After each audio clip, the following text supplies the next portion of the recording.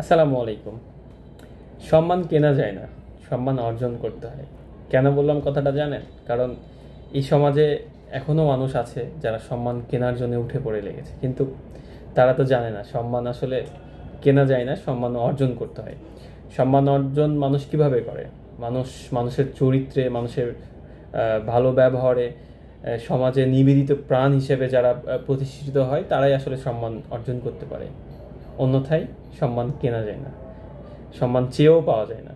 তাই আমাদের প্রতিটি মানুষকে আর কি চেষ্টা করতে হবে সমাজে একটি ভালো সম্মানিত মানুষ হয়ে ওঠার জন্য।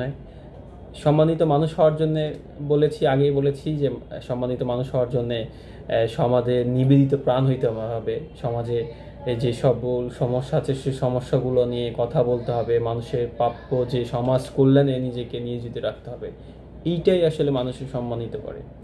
তো যারা মিথ্যা দিয়ে সমাজে সম্মানিত হতে চাচ্ছেন তাদেরকে আমি বলতে চাচ্ছি, আপনারা এটা না করে আপনি নিজেকে সম্মানিত করতে চাইলে নিজের চরিত্র, নিজের স্বভাব, নিজের আচরণ ব্যবহার এগুলো পরিবর্তন করুন, সমাজের নিবেদিত প্রাণ হন।